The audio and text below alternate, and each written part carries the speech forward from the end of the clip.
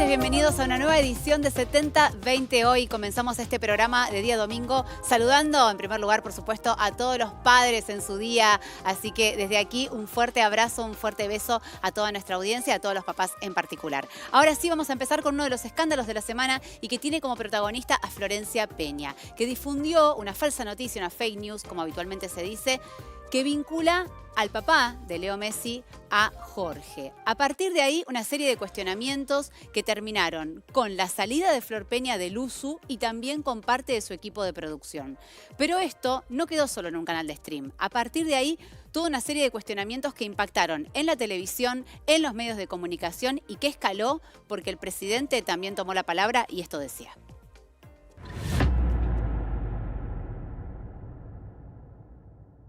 No quiero darle una mala noticia, pero acaba de morir el papá de Messi. No. ¿En serio? Acaba de morir el papá de Messi. Pobrecito. ¿Pero fue de golpe o qué pasó? ¿Qué data hay, Maggie? ¿Duro o no? Uf. En el medio del Mundial. Sí. ¿Se va a tener que ir? Pobre flaco. No sabemos, ahí estamos buscando y cuando tengamos más novedades Jorge Messi. Qué data. Bueno, fue fake. Me lo tiraron por acá. Lamento haber dicho algo que no es, nunca Ahora, me ¿cómo tiran sucede. una fake de eso? ¿Qué hay que...? Hay que... Sí, igual responsabilidad nuestra de la producción. Realmente Flor no tenía el celular, no estaba viendo. No, yo no estoy viendo nada. Por eso. Nosotros lo vimos desde acá, llegó la noticia, nos apresuramos. Tarea para el hogar, siempre chequear, recontra mil, chequear, porque es evidente que lo que está pasando en este momento es algo rarísimo, que es que no entendés qué estás leyendo. No sabes si lo que estás leyendo realmente es así o no. Y esto me parece que es una noticia muy grosa para darla sin que esté chequeadísimo, porque evidentemente hay gente loca que quiere hacer maldades. Sí, Salvo lo de Adorni y todo lo demás está medio raro. Cuando estás en vivo hay que tener mucho cuidado, ¿no? Totalmente. Pero ya lo había dicho, chicos. Ese es el problema. ¿Y cómo lo dice? No pide disculpas, ¿eh? No pide Una disculpa disculpas. muy solapada. No es una disculpa. No, Disculpa no, es ni siquiera decir fue perdón. consciente de la Perdón, cara, lo eso que no. acabo de decir no es así. No, eso va a tener que hablar y pedir disculpas. de ¿La verdad. echarán del USU por lo que dijo habló de Fiato? sanciones, ¿no? Sí, dijo Sanciones, dijo, claro. sanciones. Sí. Cuando vos pronunciás una catástrofe como esta, con el significado que tiene, que nadie en la producción diga, porque aparte alguien se lo dijo, porque ella estaba al aire. Alguien se lo dijo, Ella entonces... estaba hablando con alguien. ¿Cómo ningún productor dijo, bueno, a ver, es esta información? Claro, se escucha cuando dicen, estamos chequeando, no. Creo que esto desnuda a veces la fragilidad con que nos manejamos en los medios en general, ¿no? Creo que es un ejercicio que se hace permanentemente. Es un ejercicio que muchas veces se pierde, esto de chequear informaciones y tirar por querer tener una primicia. Detrás de eso está el daño detrás de una familia. A veces hasta da la sensación que no sé, que genera algo especial tener que contar algo tan feo y que no es cierto, ¿no? A mí me molestó más la forma que lo dijo. Como muy liviana. Sí, muy liviano, como diciendo, no tengo idea, a ver Sí, qué porque pasa, inclusive como diciendo, ¿y de qué habrá sido algo de repente? Como que tampoco conocía el contexto de lo que estaba contando. El primer principal responsable es el medio. Es Luzu TV. Claro, por eso. Luzu TV es el responsable, el primer responsable de que esto salga al aire. Después pidió disculpas, un rato después Sí, pidió obvio. disculpas, por supuesto, porque se comió una fake. Pero bueno, al productor que se lo dijo. ella que ha sido víctima de informaciones falsas y que está haciendo juicios por es ese un garrón tema, para ella esto. digo, ¿para qué? Boluda, ¿para qué hablarla? Abrí la boca, callate la boca. Me hace mucho ruido las intenciones de quien echó a rodar el rumor. Que esto no lo echa una persona en un tuit. Y el que echa a correr un rumor como este tiene una segunda intención, sin ningún lugar a duda. Cometí un error, me confundí. Nunca jamás quise lastimar a nadie, no soy de esas. Ni tampoco dar una primicia porque yo no sé darla, ni me interesa, ni vivo de eso, ni trabajo de eso, ni lo sé hacer. Le dejé un mensaje a Celia, con la que me he encontrado en muchos teatros que ha venido a verme. Solo disculpas, muy sentidas. ¿Vos le echás la culpa a la producción? No, Porque hoy te escuché decir que... Bueno, si vos tenés una productora que es tus ojos cuando vos no sabés lo que está pasando y alguien te dice, está pasando esto, bueno, sí, claro, sí. Distinto hubiera sido que yo lo estuviera mirando y yo me mandara. No, discrepo porque No, a mí muchas creo que- veces me dicen cosas y yo no las repito. Pero vos te trabajás de eso como si yo te dijera que vos cuando... Claro, cuando vos vas a actuar, por ahí te olvidás la letra y yo te diría, bueno, ya ni es obvio. Yo conduzco, claro que sí. Yo te entiendo, yo no podría hacer una obra de teatro. No estoy acostumbrada a esto. Claro, yo no podría hacer ni una obra de teatro ni una comedia musical. Digo, yo solo, si vos entretenés, ¿para qué te metés en esa información? Podrías haber seguido hablando y que el país hable de eso si estaba ocurriendo. Porque cuando pasan cosas con Milei no las tocas en Luzu. Pensé, no hay... Ningún tema tocó el Luzu. Ningún tema tocó el Luzu. Creí que no estaba siendo empática con lo que estaba pasando porque creí que, si alguien me estaba diciendo por cucaracha que eso había pasado, creí que todo el país estaba solidarizándose. Hablando del tema y vos te sentías como afuera. Exacto, como Argentina te sentías afuera. No afuera. Sentí que si estaba haciendo un vivo en un canal tan visto como es Luzu, tenía que ser empática. Por mis hijos les juro que fue así. No, yo hablé con Nico, no puedo, no. Ahora no. Ahora no. No es momento. ¿Pero él te pidió que sigas? No tengo ganas. Él te pidió fue de común acuerdo, charlamos un rato y quedamos en que era mejor ahora. Yo no puedo volver. ¿Y a los chicos de la producción los vincularon? Sí. Voy a hablar más tarde cuando yo esté mejor. Entiendo que sí, lo lamento mucho. Yo fui la primera en decirles, te lo puede confirmar Nico, por favor no los eches. Pero nos excede a todos. Todos están al tanto de lo que sucedió. Uno como cabeza de canal, como cabeza de grupo, tiene que tomar decisiones, tiene un costo tener un canal, tiene un montón de privilegios, un montón de beneficios, un montón de cosas lindas que nos pasan todo el tiempo, como por ejemplo la comunidad que tenemos, que es lo más lindo que tenemos, y también tiene costos que uno tiene que afrontar como responsable de un canal. Uno tiene que tomar decisiones, hay errores humanos que le pueden pasar a cualquiera. Con esos errores después el responsable soy yo del canal y tomo las decisiones que yo creo pertinentes para mi canal. Dicho todo esto, hablamos con las personas que teníamos que hablar, pedimos las disculpas que teníamos que pedir, está todo recontra aclarado. Lo más importante es que las personas en cuestión están bien.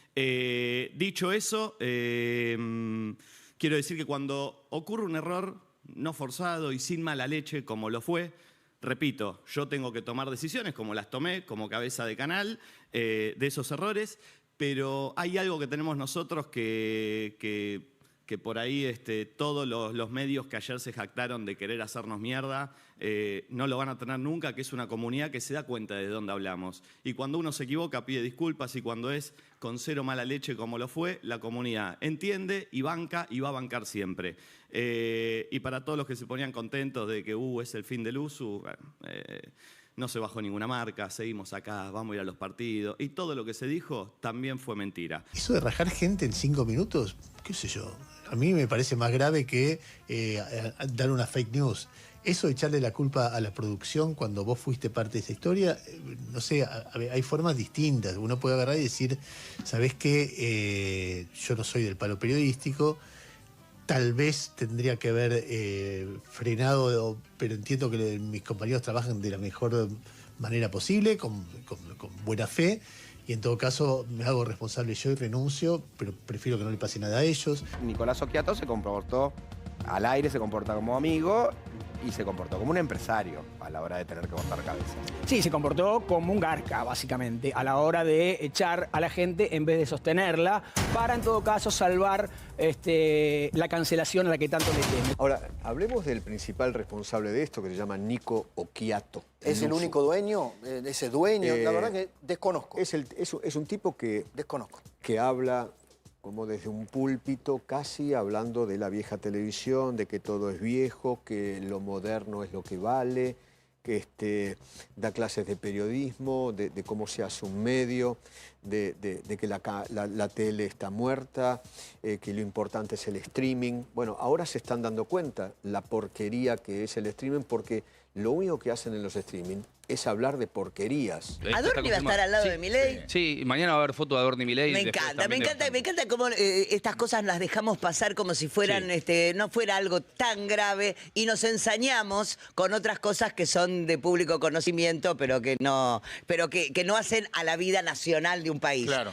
¿Cómo hay un ensañamiento teledirigido? No me copa honestamente que salte del barco, porque es tu equipo y es como que, en las buenas somos todos el mejor equipo del mundo, no sé qué, y en las malas, y las malas son estas. Entiendo, obviamente, que te mandaste un cagadón y alguna sanción tiene que haber. No sé si esa sanción es dejarte sin trabajo. Honestamente, yo pienso que no. Y ahí veíamos parte del compacto con todo lo que sucedió en estos últimos días, con este debate que está instalado. Por un lado, el que tiene que ver con cómo comunicar a la hora de dar una información, que tantas veces esto se habló en la televisión, en la radio, en la prensa gráfica, pero que ahora se reactualiza en el mundo del stream. Por otro lado, se apuntan a responsabilidades y ahí es donde abro el debate. Y hoy nos acompaña la doctora Amelia Duranti, así que le agradezco por haberse sumado aquí a 7020 hoy y preguntarles... ¿Es realmente la culpa de la producción cuando uno conforma un equipo de trabajo como podemos tener nosotros aquí en Canal 9? Todos conformamos parte del equipo para los éxitos y también para los traspiés. Hay muchos que apuntan directamente ni a Flor Peña ni a su equipo de producción, sino directamente a la cabeza de Nico Quiato. ¿Cuál es la lectura sobre este tema? Mirá, cito a Martín Sirio en este sentido. Nico Quiato tiene una frase que dice... Cuando este equipo, este programa gana, somos todos equipos, somos todos ganadores. Ahora, cuando hay un error, terminamos despidiendo gente. Acá hay una responsabilidad empresarial, acá hay una responsabilidad del USU, acá también hay una responsabilidad de Nico Quiato como cabeza ejecutora, como un CEO, se podría decir, de esta empresa. Y después también tendríamos que analizar el marco legal, porque acá se abren muchísimas vertientes. Por un lado, lo que es el derecho laboral. ¿Qué pasa con la situación de las desvinculaciones laborales? ¿Hay justa causa? No. Hay gente que está comprometida dentro de ese equipo de trabajo que fue desvinculada sin haber sido el responsable directo de esa cuestión, de esa mala noticia, de esa desinformación que se llevó a cabo.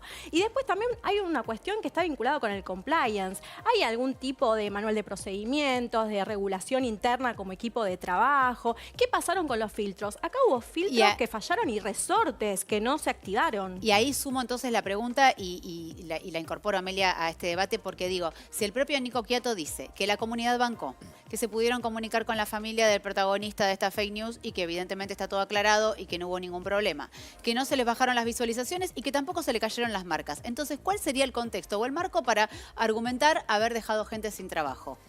Mirá, yo primero quiero hacerles hacer una media vuelta. ¿Ustedes se dieron cuenta que los 2 canales de streaming más vistos de Argentina son fundados y son dirigidos por 2 personas que no son periodistas? Porque tanto Olga como Luzu, sus dueños, no son periodistas. ¿Desde qué momento empiezan a formar un equipo de trabajo y no ponen un responsable para determinadas cuestiones como estas? Porque vos, dentro del marco de un trabajo de equipo, podés tener 4 o 5 personas, pero siempre tenés que tener un productor responsable, un editor responsable, que sea el que te baja la línea de la marca que vos querés tener como empresario para desempeñar tu actividad. Yo creo que Quiato se apresuró en desvincular tanto a Florencia como a los chicos de la producción. Se apresuró y va a pagar las consecuencias económicas de ese apresuramiento.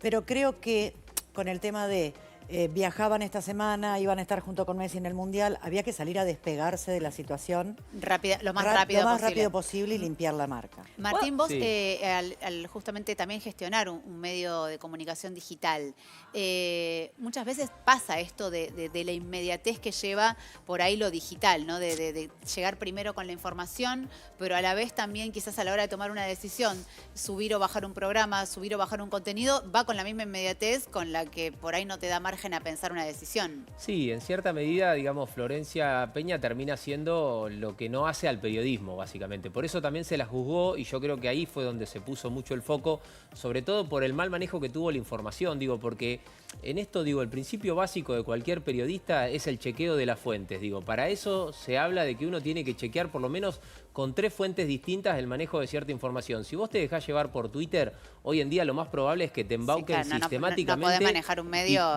sostenido en Twitter. Y que quieras de alguna manera ser propenso a justamente dejarte llevar por un comentario que no está chequeado por ninguna fuente. Lo que llamó la atención en este caso es que Luzu, durante gran parte de su trayectoria y de lo que fue, digamos, el crecimiento que tuvo, lo hizo de la mano de la selección argentina e inclusive lo hizo de la mano de Messi, o sea que es muy, muy particular, digamos, lo que le pasa. Sí, que justo en ese medio haya trascendido esta información. Entonces, también de alguna manera, digo, Flor Peña, sin lugar a dudas, primero que es una persona que de público conocimiento generalmente ha despertado enojos y críticas, principalmente por su actividad en términos más de militancia y también en su esfera privada, que cuando la hace pública de alguna manera se deja llevar a que haya mucho foco de crítica sobre su persona. Entonces ahora en el manejo de la información, cuando pasó esta situación, lo único que terminó ocasionando, bueno, es toda esta crisis gigante que tuvo Luzu que atravesar y que tuvo ella que también sigue y que va a correr con el correr de los días, por supuesto. Nos vamos a meter en otro tema que obviamente está vinculado con la actualidad política y que también es un escándalo, pero que ya lleva 100 días este escándalo. Nos estamos refiriendo a Manuel Adorni, que mientras es investigado por la justicia por presunto enriquecimiento ilícito, también está acorralado a nivel político por determinadas medidas y determinadas maniobras que se van a estar realizando esta semana, que es clave, en el Congreso. Nos acompaña el diputado Esteban Paulón, que fue uno de los primeros en denunciar a Manuel Adorni, pero quiero que primero veamos un compacto precisamente de todo lo que sucedió esta semana y a partir de ahí comenzamos a desarrollar la información.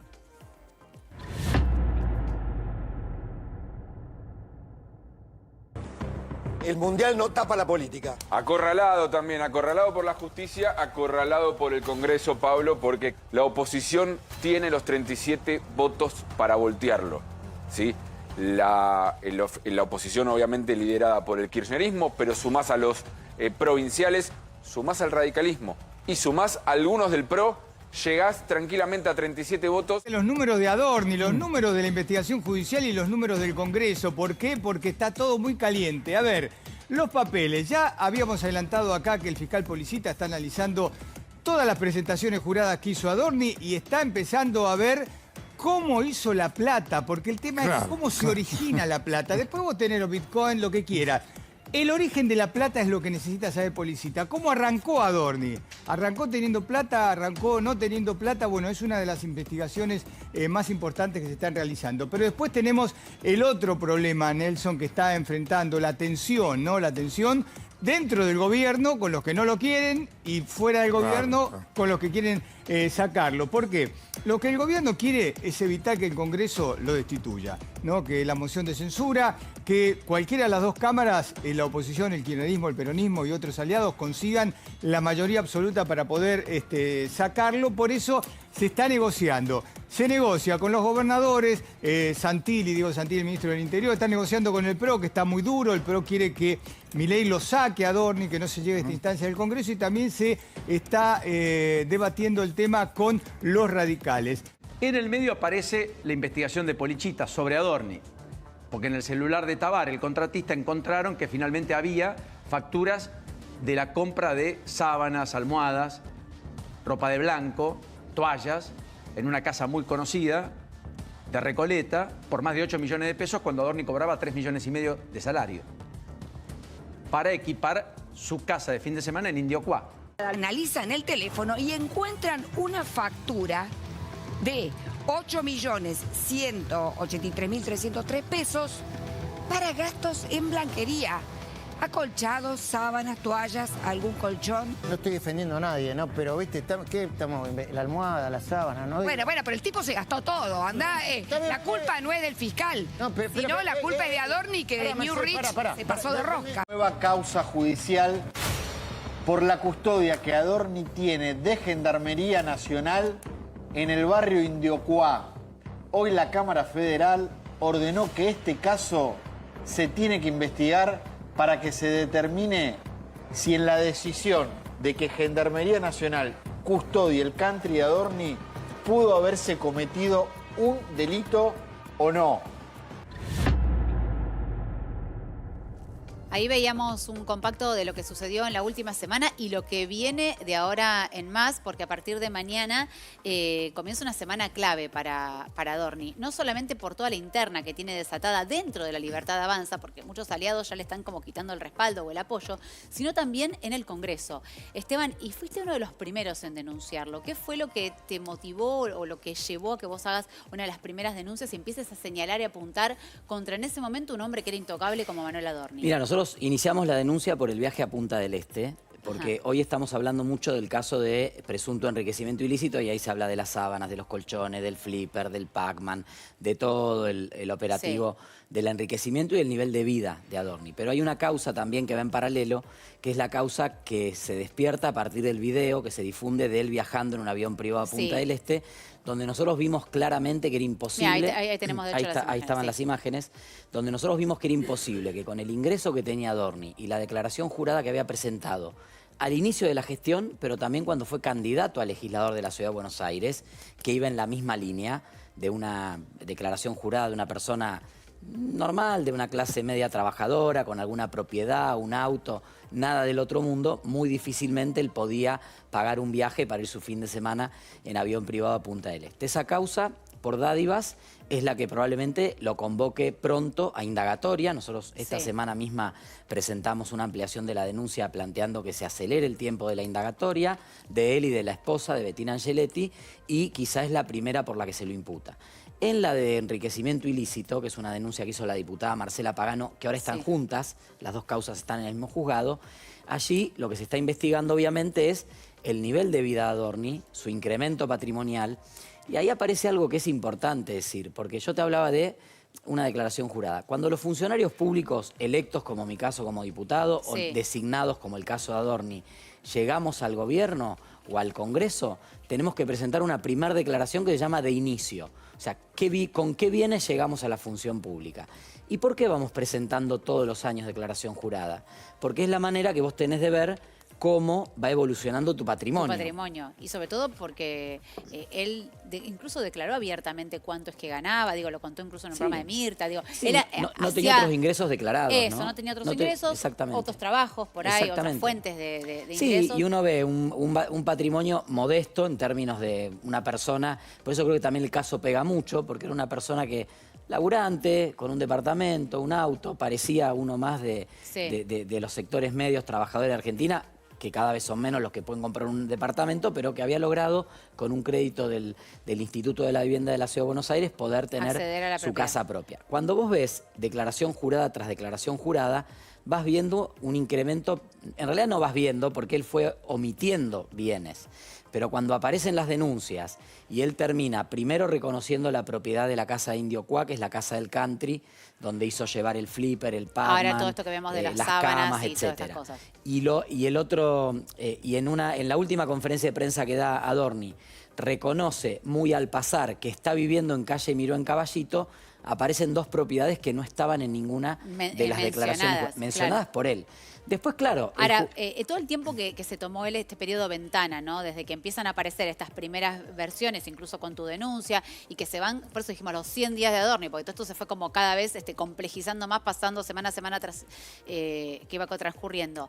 Y él se toma todo este tiempo para poder presentar una declaración jurada. Luego, cuando vos la leíste, ¿sentís que terminó complicándolo? Porque ahí apareció lo del pendrive, digo, ahí aparecieron como un montón de cuestiones que vos decís, se tomó un montón de tiempo para poderlo presentar, pero al momento de presentar, no sé si quedó tan bien parado. No, y para que vos te des una idea, a simple vista cualquier televidente que está viendo esto dice, bueno, se olvidó de declarar un departamento y una casa, una barbaridad, pero vos decís dos bienes. Cuando ves la declaración jurada de Adorni, tiene 30 rectificaciones, no 2.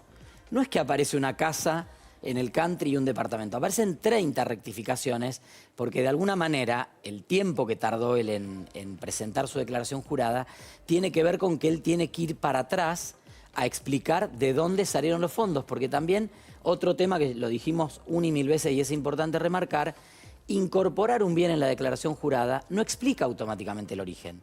Por eso cuando el gobierno ponía mucho foco en ya va a presentar la declaración jurada, ya va a presentar la declaración jurada, denle tiempo que en la declaración jurada van a aparecer los bienes, nosotros decíamos, ojo, porque poner una casa o un departamento en la declaración jurada, sí, obviamente, ahora por lo menos lo declarás, pero tenés que explicar de dónde viene. Y él, cuando estuvo en el Congreso, y esto es lo que motiva los movimientos que hay esta semana en el Congreso, el martes en diputados y el jueves en el Senado, él cuando estuvo en el Congreso nos dijo expresamente, usando un término extraño, pero dijo, no hubo ocultación en mis declaraciones juradas, diríamos ocultamiento, aunque parece que se pueden usar cualquiera de las dos, el delito es el mismo, omisión maliciosa. 30 omisiones maliciosas en sus declaraciones juradas de bienes. Claramente esto también lo complica a él porque más allá de que es muy inconsistente la teoría de la caja de zapatos con dólares, que su hermano no declaró, o sea, yo digo ahí, lo cagó al hermano, con perdón de la expresión. Encontró en la caja con los dólares y el hermano no vio ninguno. Eso es lo que él invierte en cripto, supuestamente. Ese es el famoso PEN o la billetera que él encuentra. Decir que por años tuviste $500.000 Te habías olvidado, claro. congelado porque era un ahorro para tus hijos y de golpe cuando llegás... ¿Qué vio Adorni cuando llegó a la función pública que lo invitó a descongelar $500.000 y empezar a gastar como loco? ¿O es que cuando llegó a la función pública se encontró con mucho más dinero del que declara haber cobrado, a través de sobresueldos posiblemente, a través de retornos de contrataciones del Estado posiblemente, a través de estos contratos que él hacía con empresas contratistas in-house en Canal 7 o Foglia, que es la empresa que le pagó 50 millones de pesos a la mujer aparentemente? Bueno, ¿qué vio Adorni cuando llegó a la función pública que lo invitó a descongelar ese ahorro que él nos dijo hace pocas semanas estaba construyendo para el futuro de sus hijos? Esteban, estamos hablando de un aumento en términos reales del 400% en su patrimonio. Es un montón. A raíz de esto, ¿cuál es tu sensación de lo que va a pasar esta semana en el Congreso? Yo creo que el artículo 101 de la Constitución Nacional es muy claro. Las mayorías para iniciar el proceso de interpelación y de moción de censura son claras, son mayoría absoluta. Y ahora, ¿por qué el Congreso está debatiendo y está perdiendo tiempo, si se puede decir de esa manera, en discutir cuál es la mayoría requerida para iniciar este procedimiento? Primero, el jefe de gabinete es una figura nueva. Se crea en la reforma constitucional del 94. Y es, aparte de administrar el Estado, de ser el administrador y el coordinador de los ministros, es el nexo constitucional entre el Ejecutivo, que es el presidente, y el Congreso, ambas cámaras. Ese vínculo requiere de confianza, porque si no, el jefe de gabinete te viene y te dice, bueno, vamos a trabajar este proyecto, vamos a hacer tal cosa, y si vos después no tenés una contraparte de confianza, eso vuela. Entonces, ¿por qué el Congreso puede ir a una moción de censura que incluso requiere menos votos que un juicio político? Porque todos los otros ministros, salvo el jefe de gabinete, y hasta el presidente, para removerlos, el Congreso los puede remover, pero tiene que ir a un proceso de juicio político, que está establecido en el artículo 71 de la Constitución y requiere 2/3 de los votos para el enjuiciamiento y 2/3 para la remoción. El jefe de gabinete, como es un vínculo más directo con el Congreso, tiene un umbral más bajo para removerlo. Mayoría absoluta, 37 senadores o 129 diputados y diputadas. Y eso está en otro artículo, que es el artículo 101, que es el que bien vos decís, que es específico del jefe de gabinete. No está ni en el artículo de la formación de las leyes, que es el de la Constitución que dice cómo se votan las leyes en el Congreso, ni en el de juicio político, que obviamente tiene una comisión, hay que enjuiciar, etcétera. Pero para bajar al llano toda esta información, o sea, y un poco sumándome a lo que te preguntaba Aldana, digo, ¿cómo ves que está el termómetro en el Congreso? Bueno, hay dos pedidos, el martes en diputados y el jueves en el Senado. Más allá de la discusión reglamentaria que seguro se va a dar, hoy hay una decisión política que pueden tomar algunos bloques que se han expresado en los medios de comunicación a favor de remover a Adorni, pero que como legisladores, como diputados o senadores, la herramienta que tienen para removerlo es sentarse en las bancas y dar quórum el martes en diputados y el jueves en Senado. Me refiero, por ejemplo, al PRO y a la Unión Cívica Radical, que dijeron públicamente, y lo han reiterado, incluso el PRO en el Senado, el presidente del bloque, lamentablemente el presidente del bloque de diputados del PRO, Cristian Ritondo, no se debe estar de viaje porque no se ha expresado sobre este tema, pero seguramente volverá para el martes. Necesitamos que esa voluntad que expresaron en las redes y esa voluntad que expresan en los medios la hagan real sentándose y dando quórum el martes o el jueves. Si no, el pedido de renuncia y el enojo con Adorni, la indignación, es simplemente fulbito para la tribuna. Esteban, te hago una consulta. Digo, esta semana el gobierno también tomó una decisión con respecto a designar un nuevo vocero, ¿no? En este caso, Adrián Rabier fue como de alguna manera puesto en funciones en reemplazo del rol que tenía hasta hacía poco tiempo Adorni. ¿Sentís que eso lo hizo para apagar un poco las llamas de todo este conflicto? El primer tema es, el presidente reconoce la crisis derivada de las mentiras de Adorni. Entonces, ya no es no voy a tirar por la ventana a un funcionario honesto. Ya es un reconocimiento del presidente de que el principal atributo que tenía Adorni, que era la vocería, explicar el gobierno, hoy no lo puede hacer. Hoy Adorni se para en un atril o hace una conferencia de prensa o participa en un evento con el presidente y la pregunta va a ser por el pinball, por la sábana, por Indiocuá, por la suegra que también alquiló otra casa y se pagó en dólares por adelantado y por todas las revelaciones que van apareciendo. Entonces, ahí el presidente admite por primera vez que Adorni le trajo una crisis y dice, bueno, vocería, vos no te encargas más, ahora viene este diputado que va a dejar de ser diputado para ir a la vocería, Adrián Rabier. Segundo tema, creo que es el primer paso de la salida de Adorni del gobierno. O sea, paulatinamente lo van guardando, porque nadie piensa efectivamente que Adorni es jefe de gabinete por su habilidad y maestría en la administración pública. Porque es una persona, no lo digo despectivamente, digo su primera experiencia en el Estado. Y no es fácil administrar el Estado, coordinar ministros, coordinar los egos. Lo que pasa es que también se gastó un capital político en sostenerlo, que ahora es como que decís, Claro, bueno, totalmente. ¿para qué lo gastaste Bueno, tanto si igual lo ibas a correr? Pero en algún momento es correcto lo que vos decís. El presidente debe estar preguntándose, ¿no debía haberlo removido en primera instancia como hicimos con otros funcionarios? Claro. Hoy a 100 días tarde. Ahora, el, la el situación capital de- político ya lo gastó. Pero digo, es como Adorni con un pie afuera del gobierno. Yo entiendo que la parte de jefatura de gabinete la va a terminar delegando en breve en la medida en que avancen las causas, porque cuando salga la primer citación a indagatoria y la primera imputación en una causa, ese es un hecho que le da una vuelta más al costo político y al capital político que dilapida el presidente. Yo creo particularmente que Adorni en este momento tiene 3 batallas. La pérdida del capital político, porque ya su imagen ha quedado por el piso. Y después tiene 2 batallas más. Una que es con sus propios pares, con los medios. ¿Ustedes se acuerdan de la frase de Adorni, apenas sos un periodista, en una respuesta? Sí, cuando él venía del ámbito de la Cuando comunicación. él venía del claro. ámbito de la comunicación, bueno, perfecto. Hoy los medios creo que de alguna manera sobreexponen toda esta situación de Adorni, también producto de todo ese accionar de Adorni, las ninguneadas en las conferencias de prensa a sus colegas periodistas. O sea, los medios también le están dando batalla. Y la tercera, sin duda, es la batalla judicial, que no la puede acomodar con nada. Diciendo, perdón, doctora, diciendo Sí. con el término sobreexposición, los medios lo que estamos haciendo es mostrar una realidad que está pasando porque estamos hablando del primer jefe de gabinete de la historia desde la creación de su figura en 1994 por Constitución Nacional, que está siendo investigado por la Comisión de Delitos en ejercicio de sus funciones. Es algo histórico que un Congreso se esté planteando hoy políticamente el instrumento de la interpelación y de la moción de censura. Es histórico, es la No, primera sin vez que duda. pasa. Entonces, Es para mí no hay es una verdad que se sobredimensión. especulaba con una suerte, te pregunto Esteban, en Sí. el sentido de por ahí que si lo escuchaste, viste, que estas Ujú. cosas de radio pasillo Sí, sí, en el sí, mundo sí. de la política. El efecto mundial, como que capaz el mundial iba como un poco a mermar, ¿no? La lupa por lo menos mediática o social sobre la figura de Adorni, y era como un momento como para pasar como perfil Mirá. bajo. Y arrancó el mundial, y arrancó la escaloneta, estamos todos ansiosos por lo que va a pasar con Argentina, pero no se le saca la lupa al tema Adorni. No, hablando en términos futbolísticos, se llevó la marca Adorni.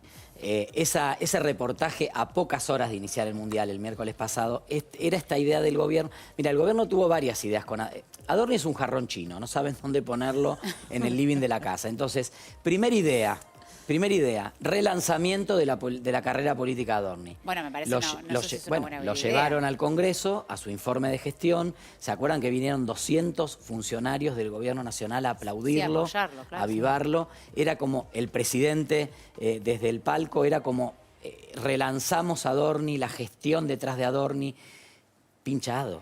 O sea, el presidente se fue a la 1 de la tarde, apenas se retiró el presidente del Congreso porque terminó la participación inicial de Adorni, el clima fue totalmente bajo y Adorni se pinchó y no pudo salir más a decir nada porque incluso las mentiras que dijo en la sesión de los contratos de la empresa de Marcelo Grandío con la TV pública o el tema de su declaración jurada, esta ocultación de bienes, rápidamente fueron desmentidas por trascendidos de la causa y después aparecieron, obviamente, todas esas informaciones. El segundo intento de relanzamiento, entiendo yo, ha sido este. Bueno, un reportaje, él explica, la verdad que no sé quién, si él realmente le esbozó su versión previamente al presidente, el presidente no tiene idea de dónde está parado. Porque en cuanto me dice, mira, voy a decir que me encontré una caja con $200.000 después que había puesto en una cripto cuando nadie invertía en cripto. Como que por ahí uno cree que esas cuestiones uno más busca consenso, ¿no? Por lo menos gente que te asesore Y para no pifiarla. evidentemente no hay un manejo de la crisis profesional en el gobierno y cada aparición de Adorni, reitero, la última conferencia de prensa salta el departamento de Calle Miró, que era un rumor que algunos ya lo habíamos dicho, incluso yo avancé un poco más en obras de remodelación allí, un volquete varios meses, fechas que no coinciden con la escrituración, todo eso está en la causa, pero él no había hablado y termina diciendo en la conferencia de prensa medio nervioso, no, porque yo ahora estoy viviendo en Caballito, en Calle Miró. Entonces, sí, lo termina diciendo él. Lo termina diciendo él. Amelia, perdón, ibas a decir algo, pero yo ahora le quiero preguntar a Martín también una información que tiene sobre el posible futuro de Adorni, que ya no sé si sería dentro del Ejecutivo. Pero perdóname que justo ibas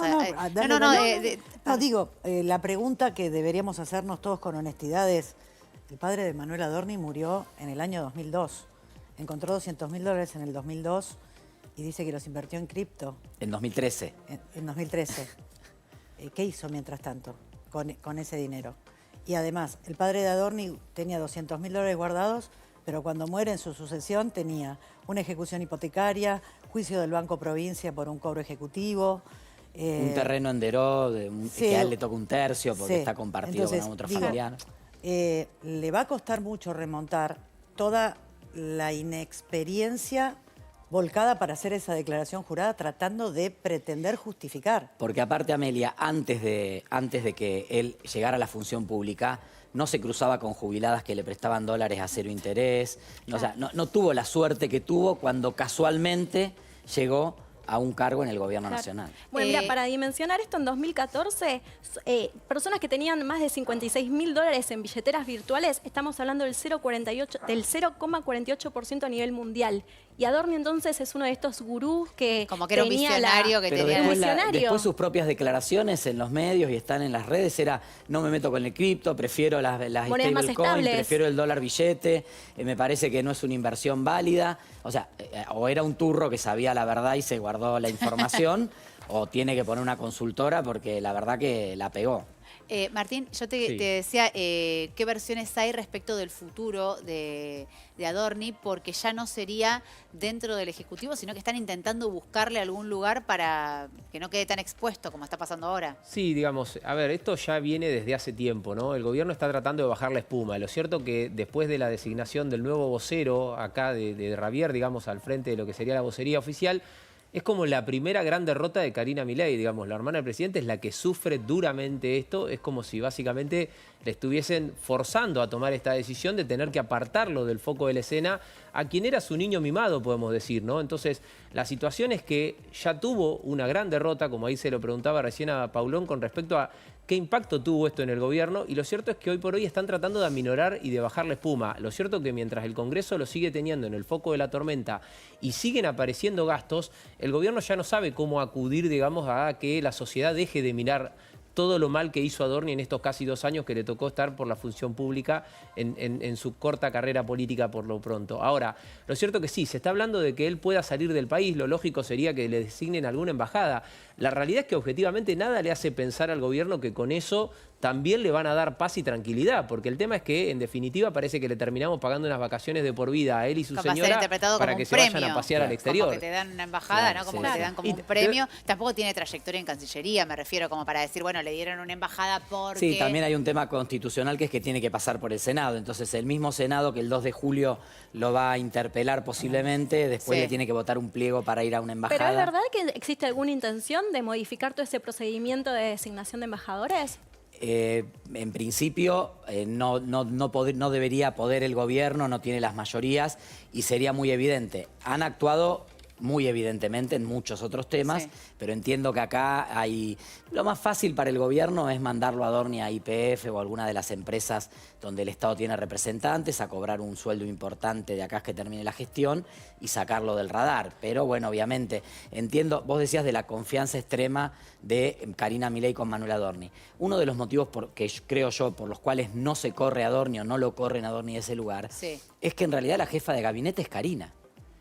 Y Adorni le pone la firma. Como que no tienen a alguien para... No, claro, vos Eso te iba a preguntar, en tu experiencia como político, ¿por qué crees que lo han sostenido y que lo está todavía al día de hoy lo están sosteniendo? Vos tenés habiendo gastado tanto capital en un hombre que en definitiva tampoco es que hace tanto tiempo que está con ellos. Hay 2 o 3 motivos. Porque uno podría entender cuestiones de lealtad. Sí, obvio. Bueno, digo, históricamente en la política, sí, ¿no? pero acá gente hay que por ahí te cuestiones más acompañó desde prácticas. hace tantos años, pero... Vos la lealtad lo sacás del foco del tema Adorni, no tanto por él, sino también por su familia, que está, entiendo yo que es O una sea, ¿ha sido situación un capricho difícil. político o hay una explicación que No, quizás yo no creo estamos que entendiendo? yo creo que hay 2 o 3 cuestiones. Una es esto que tiene que ver con la confianza política. ¿En qué términos? En que vos tenés que poder encontrar en el Estado un funcionario que ponga la firma, asuma las responsabilidades judiciales y políticas, pero no tome las decisiones.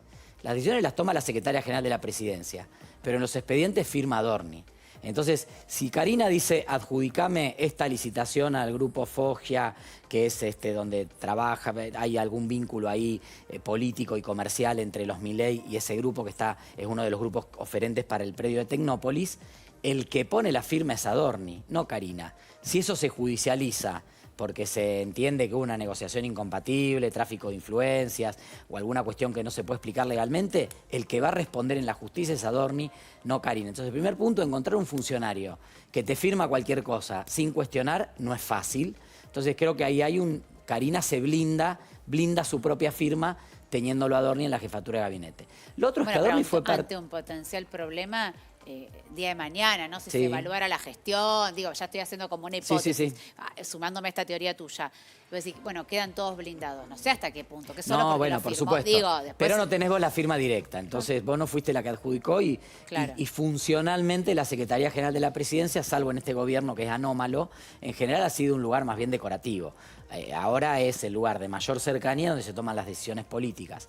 El otro tema que no hay que olvidar es que Adorni fue parte de la mesa de Libra y de muchas otras cuestiones. O sea, Adorni organizó, en nombre del gobierno argentino, fue coorganizador del Tech Forum de Novelli y Terrones Godoy, que son los que le traen el negocio de Libra. Y con Hayden Davis a Milei. Adorni autorizó varios de los ingresos de Hayden Davis, Novelli, Terrones Godoy a Casa Rosada o a Olivos para que se reúnan con el presidente. Entonces, independientemente de si recibió o no dinero, información tiene. Claro. Porque estuvo ahí, estuvo en la cocina. Entonces también creo que hay Y después hay un tercer tema que no hay que soslayar, que tiene que ver con la condición humana y con las características del presidente que tenemos.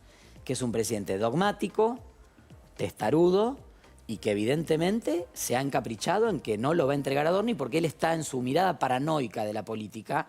Él está pensando todo el tiempo que si van por Adorni, van por él. Que lo quieren tumbar a Adorni para tumbarlo a él. Esto es una línea que me parece interesante desarrollar. Y es parte de su personalidad. O sea, él está convencido que si Total. quieren la cabeza de Adorni y él les entrega la cabeza de Adorni, posteriormente van a ir por dice, él. van por Adorni, van por Karina, van por mí.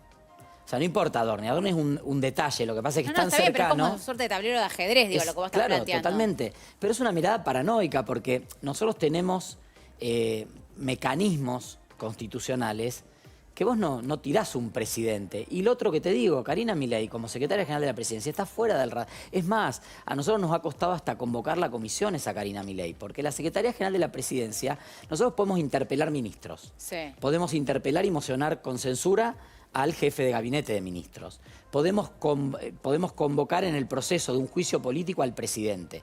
Eso obligándolo porque la Constitución así lo determina. Las otras citaciones, Karina, las ha evadido todas cuando la convocamos por Andis, cuando la convocamos por Libra. Nunca vino. Entonces, pensar que... Ahora, Adorni es jefe de gabinete, el artículo 101 de la Constitución establece un mecanismo específico y las mayorías específicas para removerlo. Bueno, el presidente también tendría que entender que, sobre todo, Adorni es el tercer jefe de gabinete. Ni siquiera es que es el primero y el presidente dice, a mí no me van a tocar un funcionario. Pasó Pose, Nicolás Pose pasó, Pasó Guillermo Francos, después de haber incumplido las leyes de financiamiento universitario de emergencia en discapacidad y el tema de medicina pediátrica, la ley que se conoció como Ley Garrahan, y Adorni es el tercer jefe de gabinete, y el jefe de gabinete de ministros es un fusible, es un fusible del presidente, como los ministros son fusibles del jefe de gabinete. Del gabinete original de Milei quedan solo 2 ministros. Sandra Petovelo y Toto Caputo. Solo 2 ministros quedan del gabinete. O sea, es la lógica de cualquier gobierno. El desgaste, probás, un funcionario no te gusta, otro no responde, otro se mete en algún lío, otro se va por razones personales, como habitualmente argumentan. Es parte del ejercicio del propio de la del política. poder y de la política, Claro. y de los desgastes que tiene un gobierno tan intenso como este. Esteban, ¿no crees que un poco la llegada de Ravier intenta llegar a esa escala? Digo, de que pueda llegar a ser un sucesor natural, posible y futuro de Adorni si hace las cosas debidamente bien. Bueno, por ahora lo releva en su principal atributo, que es la vocería presidencial. O sea, explicar el gobierno. ¿Qué problema tiene a 100 días el gobierno con el tema Adorni? Que nadie explique el gobierno. Entonces, a vos después te puede gustar más o menos. Y podemos discutir si el equilibrio fiscal, si el superávit fiscal, si el riesgo país, si los bonos. Eso es todo arena de discusión de la política. Ahora, nadie está diciendo ni siquiera eso, como para que alguien pueda confrontar y discutir. O sea, hoy no hay voceros, los ministros no hablan. Claro. Este es un gobierno, a nosotros pasa mucho, es muy habitual en muchos gobiernos, donde el propio presidente es el que define quién habla. Entonces, vos no ves declarar. El ministro Lugones, de Salud, solo habló para las lágrimas de cocodrilo con las muertes del fentanilo contaminado. Sí. Que hay una causa judicial, más de 100 víctimas, una responsabilidad indudable del ministro de Salud. Salió en la tele, lágrima de cocodrilo, a llorar por las víctimas para cuidarse un poco, porque lo habíamos citado al Congreso, que después nunca vino. Toto Caputo, un poquito más, aparece hablando porque es el único que da cuenta de algo de la gestión económica, pero también es riesgoso que sea el ministro el que habla. Por eso ahora aparece un vocero economista. Claro. Ahora, será parte del debate. Yo creo que Ravier lo reemplaza a Adorni en su principal atributo, que es la comunicación, y habrá que ver ahora si después finalmente lo termina reemplazando en la administración del Estado. Por ahora entenderíamos que no. Le sumo una pregunta y hoy lo abro para que lo conversemos. Vos decís, en este momento no tiene nadie que comunique y que necesitaba como reemplazar, porque ya claro, a Adorni no le podía poner a que comunique porque le iban a preguntar por cuestiones personales y no por cuestiones de gestión. Pero también me pregunto, ¿realmente es un interés genuino por parte, como recién decías, de cómo funciona la lógica del presidente Milei, querer comunicar si él piensa en realidad que la mayoría de los periodistas, bueno, no ejercen bien, no quiero replicar exactamente sus palabras, pero digo, no ejercen bien su función, que no respeta al 95%, que en definitiva él cuenta en primera persona, porque muchas veces irrumpe en algún stream y da algunas notas y ahí más o menos como que tiene un semblante. Entonces, ¿hay una preocupación por mantener este puesto de vocería y de comunicación? ¿O si la relación con los periodistas y con la prensa está rota, le da igual? El presidente disocia lo que hace la mayoría de los gobiernos, un problema de la política, la comunicación de la realidad. Cuando la realidad no funciona, le echas la culpa a la comunicación, ¿no? Entonces, es cierto, el presidente hizo campaña haciendo pedagogía. No en el sentido que a mí me gusta, porque yo tengo las ideas totalmente opuestas a las de Milei. Pero es un presidente que finalmente le contó a la sociedad qué era la dolarización, qué iba a hacer con el Banco Central, qué era la escuela austríaca. Sí, es verdad. Digo, hizo pedagogía en la campaña y eso también habrá sido parte del capital político que construyó para ganar las elecciones. Intenta hacerlo en esto que vos decís, esas apariciones esporádicas. Lo que pasa es que el presidente no es su rol. O sea, si el presidente estuviera todos los días en la televisión, hablando en todos los medios, entonces creo que él entiende que sí necesita a alguien, porque él está convencido que el 95% del periodismo ensobrado y que no cumple con sus funciones tiene que ver, viste, si ven redes sociales van a ver mucha gente que sigue al gobierno que por ahí pone una buena noticia, o una buena noticia, digo, descontextualizada, no importa. Fueron tantas personas a Mar del Plata el fin de semana largo, y dice, te lo pongo acá porque esto no lo vas a leer en los medios. O sea, esta idea de si no lo decimos nosotros, nadie lo va a decir. Esto que hablaban ustedes antes de por qué se ocupan tanto de Adorni.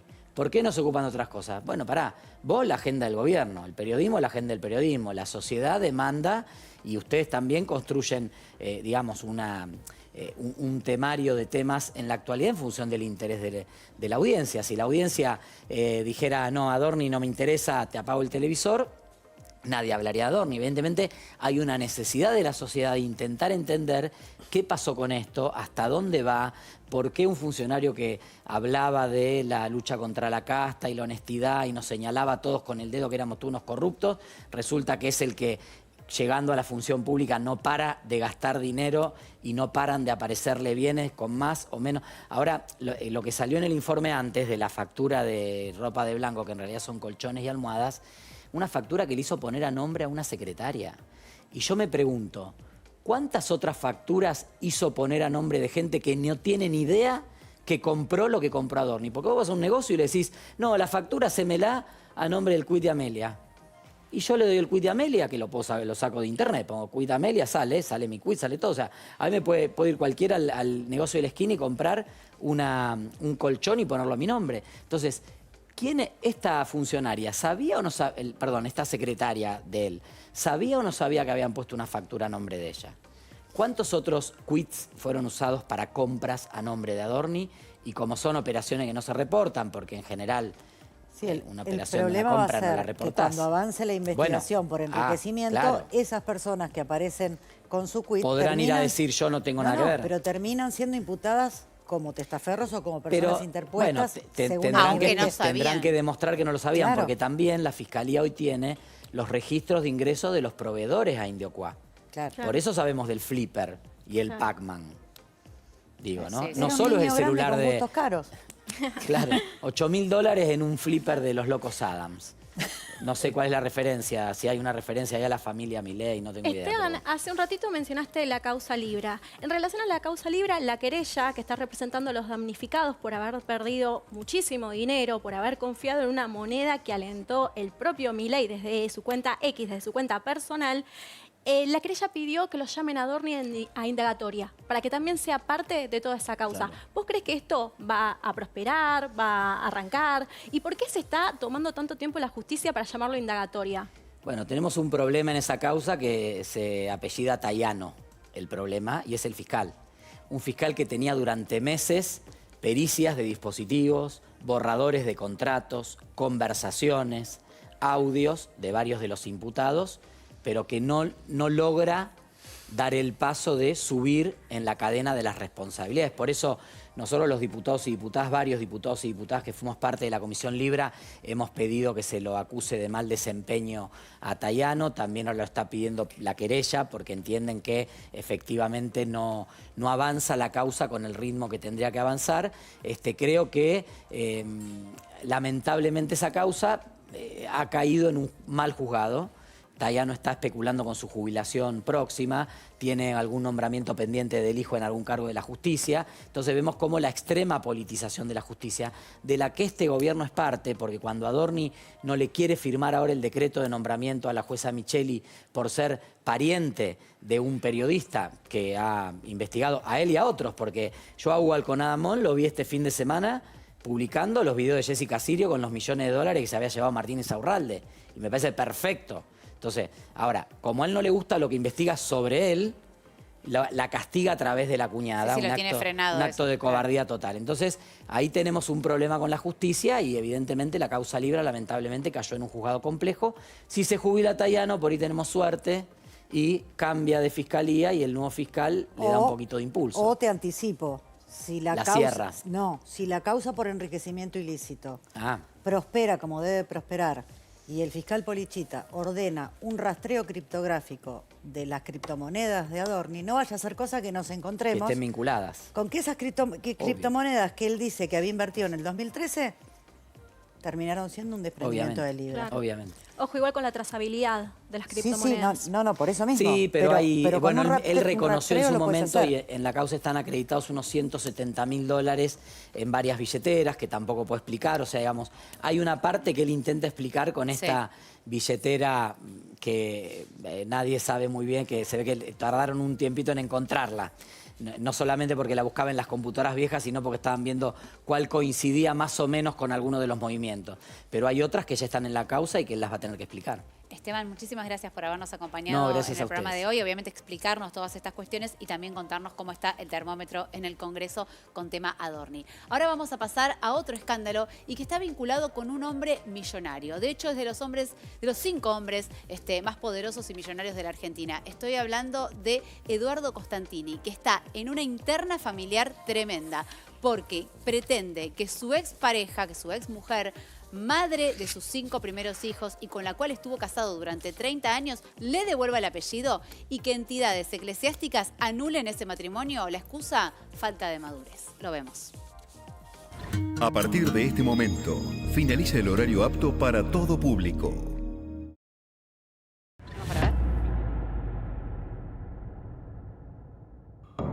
Tiene más de $1.000 millones, 8 hijos. A los 73 años, se casó con una joven a la que le lleva 43 años y volvió a tener una hija. Pero hoy, el apellido Costantini es eje de una polémica. Le pidió a su exmujer que le devuelva el apellido. El clan Costantini en llamas. El 2026 no va a pasar inadvertido en la vida familiar de los Costantini.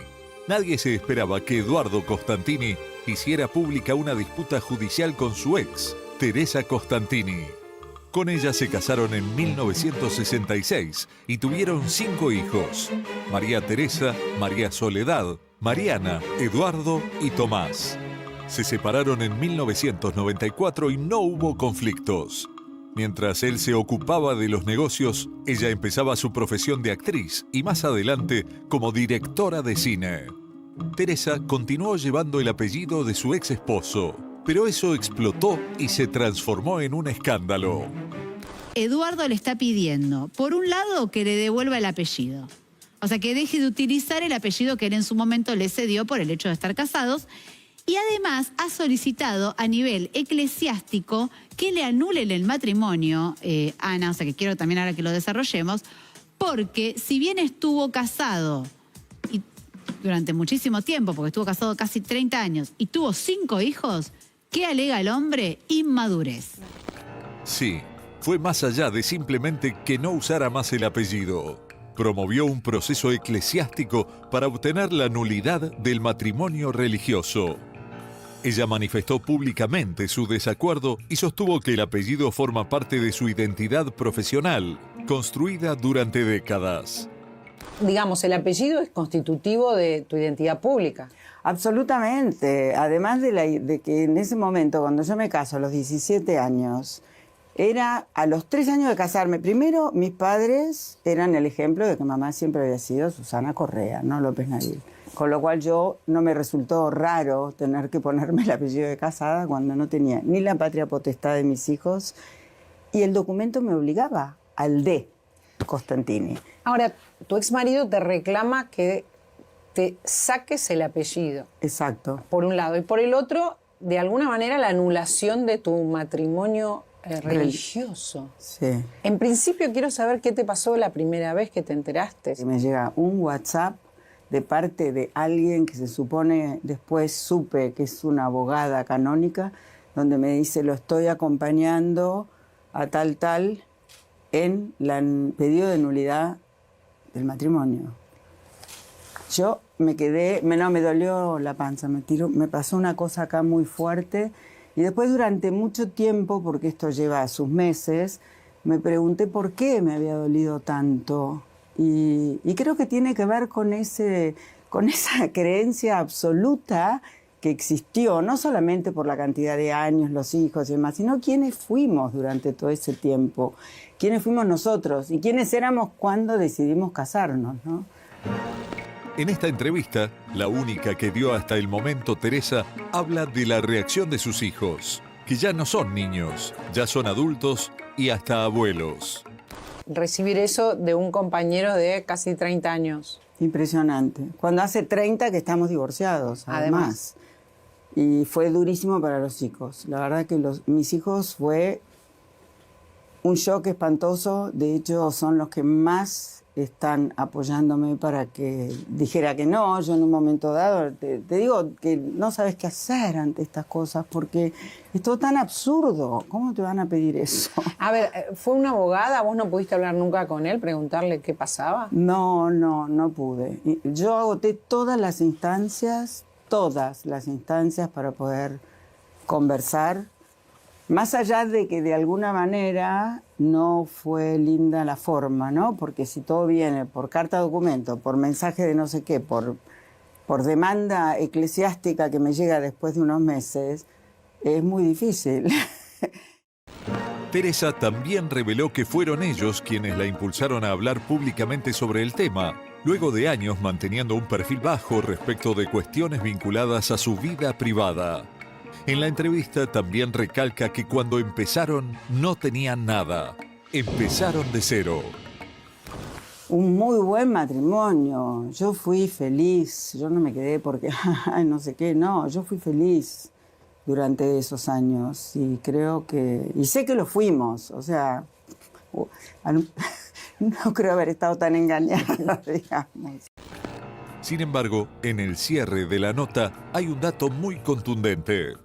¿Qué dijo Mariana? Que no sé. Dice, mamá, nos enseñaste, me gustaría tenerlo, pero nos enseñaste algo como la valentía de salir al frente, de decir y demás, pero lo que más... Era maravilloso todo lo que decía, pero además abajo le decía, papá, ¿dónde estás? Te extrañamos. Marcando una ausencia. Qué fuerte para ellos, ¿no? También. ¿Está en ese texto de manera encriptada el verdadero motivo? ¿Es Eduardo Costantini el motivo o es un o una tercera? Será una de las preguntas que responderemos en este informe de una historia que empezó hace muchos años.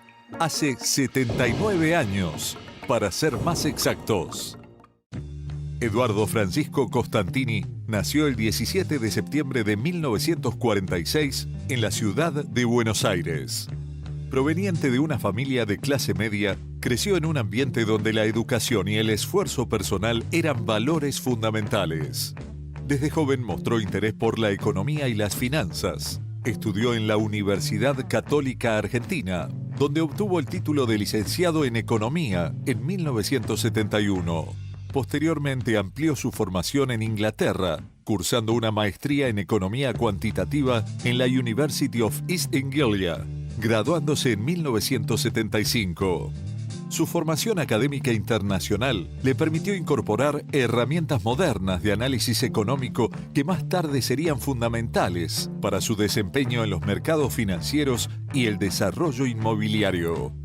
Ya casado con Teresa y con hijos, regresó a la Argentina y comenzó a desempeñarse en distintas empresas vinculadas al ámbito financiero.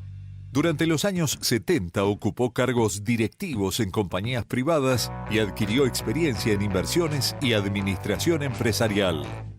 Durante la década de 1980 se consolidó como operador bursátil y especialista en mercados financieros.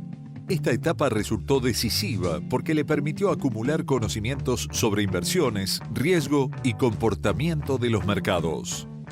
En 1991 fundó Consultatio, empresa dedicada inicialmente a la gestión de inversiones y posteriormente al desarrollo de grandes proyectos inmobiliarios.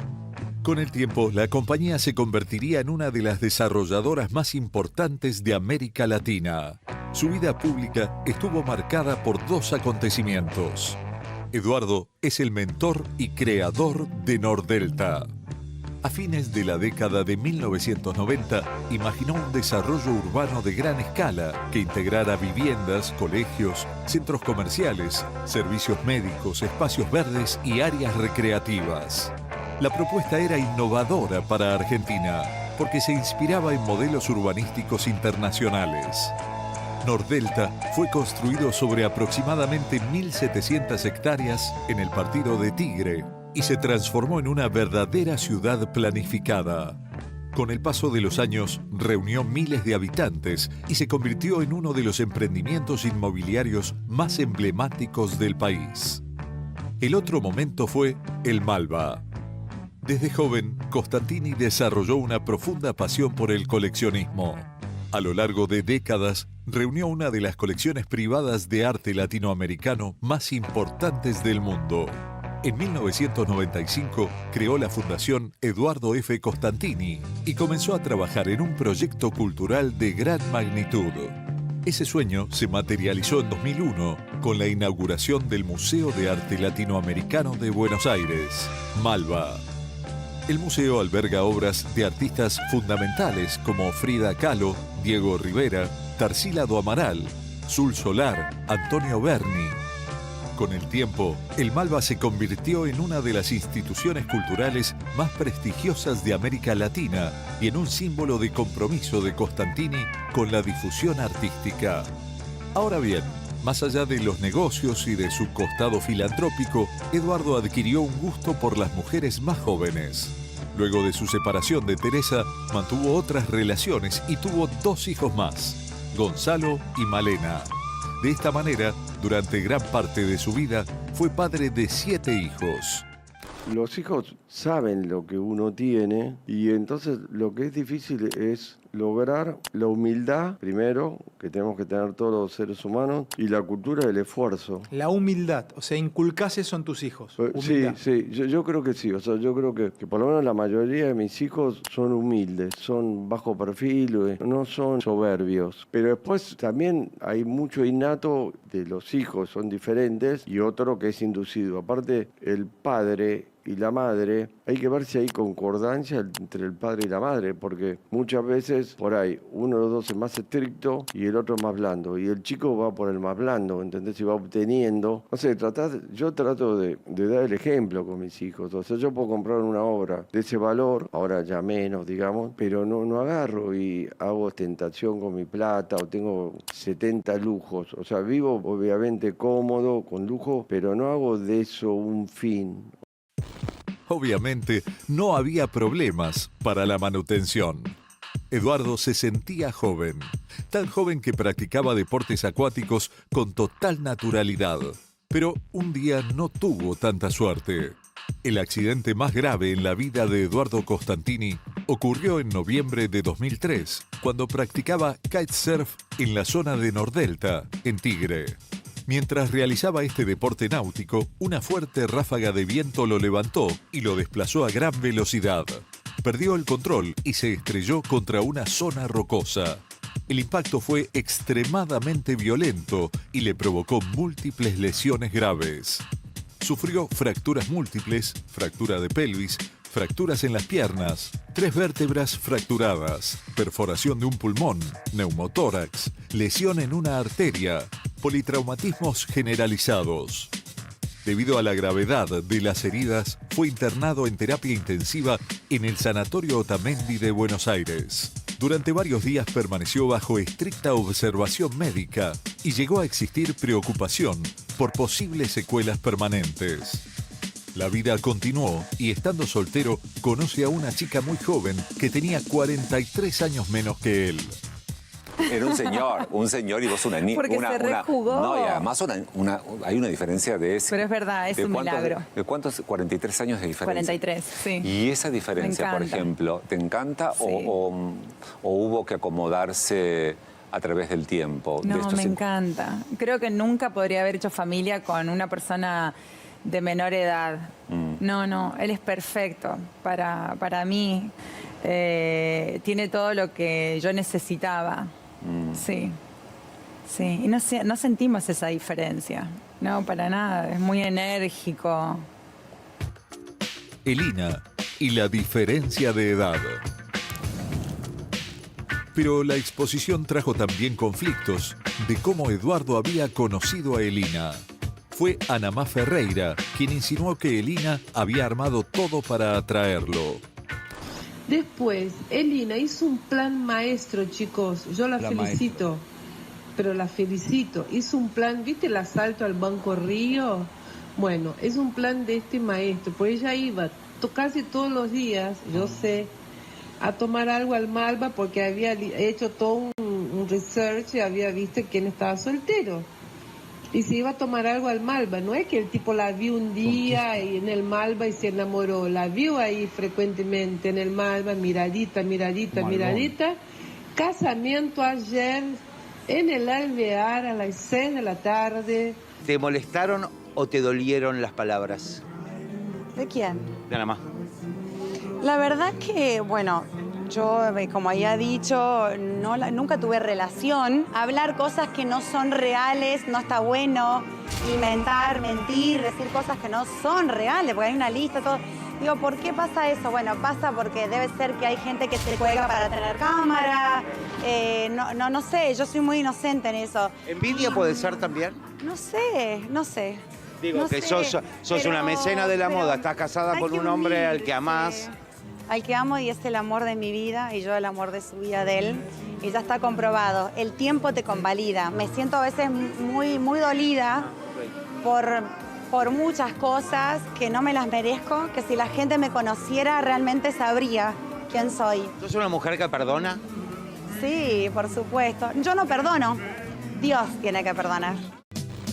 Finalmente, en febrero de 2020, contrajo matrimonio con Elina Fernández, una modelo mendocina. La boda tuvo una amplia repercusión mediática y marcó el comienzo de una nueva etapa personal para el empresario. Una de las cosas más comentadas por los periodistas fue la ausencia al casamiento de varios de sus hijos. Lo que se pensó era que estaban en desacuerdo con la nueva elección de su padre. Durante los años siguientes, la pareja se mostró activa en eventos sociales, culturales y empresariales. A fines de 2024, Elina estaba embarazada y ya se notaban las diferencias que existían entre Elina y los hijos de Eduardo. ¿Los futuros hermanos de tu hija se comunicaron con vos? ¿Se preocupan por saber cómo estás? ¿Tienen una relación estrecha, directa? ¿O, en todo caso, ustedes van por un lado y ellos van por el otro? Como siempre en todas las familias hay de todo. En realidad no, es como que nuestra pareja es como hacemos nuestra vida. Y no, nadie opina mucho, ¿no? Entonces, y vivimos este momento único que tanto nos costó y tanto la deseamos y decimos que bueno, que es el resultado del amor de nuestras vidas y llegó. El deseo de Elina se hizo realidad. En enero de 2025 nació su hija, Calo Milagro Costantini. Con su nacimiento, Eduardo Costantini se convirtió en padre de 8 hijos. Además de sus hijos, Costantini es abuelo de numerosos nietos y también bisabuelo, lo que convierte a su familia en una de las más extensas dentro del ámbito empresarial argentino. En la actualidad, divide su tiempo entre sus actividades empresariales, proyectos culturales, inversiones inmobiliarias internacionales y su vida familiar junto a Elina y la pequeña Calo Milagro. Está muy dedicado, la cuida mucho, está mucho con ella. Se encarga de todo, yo también, pero es un padre muy presente y es difícil seguirle el ritmo. Pero ahí está, Eduardo está resistiendo, no, pero bien, súper felices. Es que me acuerdo que cuando estaba por nacer Calo, que te hice una nota, vos me dijiste que todavía no sabías si él se iba a acordar de cambiarle los pañales. Bueno, ¿cómo está eso? Es verdad, no sabía nada. Yo estaba confiada porque tantos hijos que tuvo, pero no, se adaptó, aprendió. Es como que somos padres, como que si él fuera primerizo también. Muchos periodistas que conocen el entorno del empresario aseguran off the record que la relación entre Eduardo y sus hijos está quebrada y que Elina sería la responsable. Tu relación con Eduardo, ¿dónde sentís que está la magia entre ustedes? Que los dos siempre soñamos con tener una familia estable y bien él, con todo el respeto a sus familias anteriores, había tenido, pero nunca habían logrado tener esta familia de paz y armonía. Mientras tanto, Teresa Costantini intenta vivir su vida frente al baldazo de agua fría que le llegó a esta edad. Yo quiero que sea feliz, o sea, yo digo, si él hace 30 años que no estamos juntos y tuvo 3 matrimonios diferentes, ha tenido hijos que vienen a mi casa, porque son un amor y son muy cercanos a los míos, o sea, son los hermanos, medio hermanos, no importa ese término. Y yo quiero vivir mi vida. O sea, yo no estoy mirando qué está pasando. Yo estoy en mí hace rato, digamos. Y creo que... Y en eso de verdad lo digo, yo no le deseo ningún daño.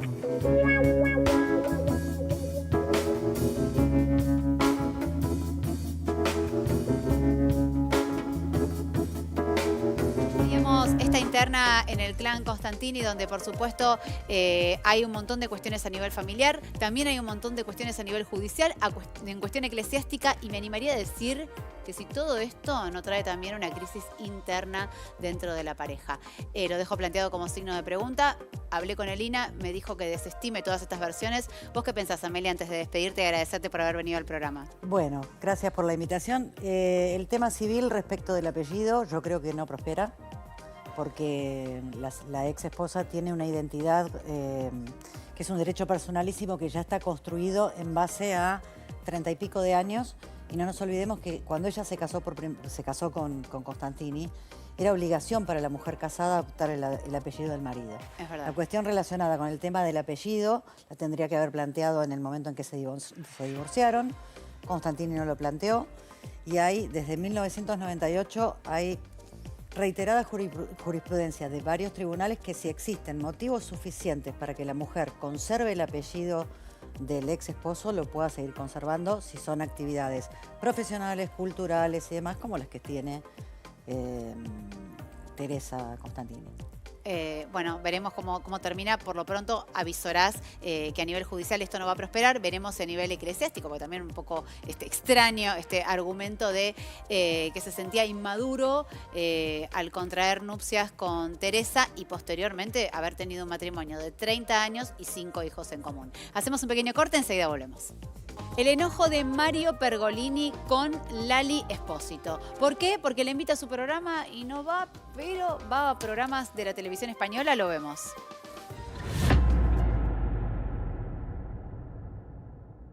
Y después tengo los otros que me gustaría invitarlos y yo voy al revés. Le digo, hola, ¿qué tal? Bien. Volví a la tele, me dijo, qué cagada, ¿por qué hiciste eso? No. Yo no iba a volver a la tele, pero bueno, tenía que, qué sé yo, bla, bla, bla, me insistieron, bueno, yo le he contado, amigos, quería hacerlo, honrado, sí, después se fue la otra, vino Evelyn, le cuento todo. Todo. Sí. Y le digo, sí. Además, viste, estamos haciendo cosas muy buenas, con buen sonido, bueno, produce Gebel, le digo, Y no me dan el pie para decirle, le digo, ¿vos vendrías una vez? No, yo no. No voy a la tele yo. No, yo a la tele no voy. Lo loco es que muchos que me dicen eso, después lo veo en televisión española. Ya pueden sacar cuentas. Yo veo después los dos programitas que van allá, ¿eh? Nosotros vamos viendo, ¿eh? Lali. No, yo no quiero. No, sonó reclamo. Sonó reclamo, pero no, jamás harías una cosa. No. Digo nombre al azar. Y ahí lo veíamos a Mario Pergolini de alguna manera, en un modo irónico, sí, yo creo un poco jugando, pero pasa factura. ¿Cómo estás, Meche? Yo creo que es un poco el humor ácido que tiene él. Sí. Que de alguna pero forma por él le identifica. molesta realmente que Lali no vaya. Yo estuve viendo, claro, lo que él dice es que le pasaba, contaba en forma de anécdota, que cuando se cruza varias personas, trata de como de huir, porque sabe que se viene él. Che, ¿sabés que estamos por estrenar? Va a pasar esto. Está como para que me invites a tu programa, y él dice, y ese momento embarazoso es de lo que quiero disparar. De alguna manera digo, está todo completo, no se puede.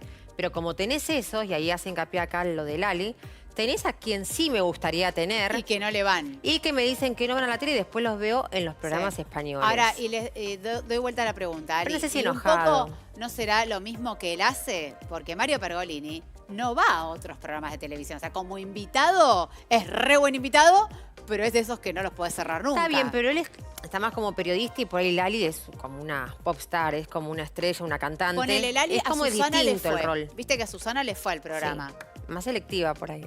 Claro, digo. Tendría que haber dicho, no en los programas españoles, sino en otros programas que no es el mío. En otros programas.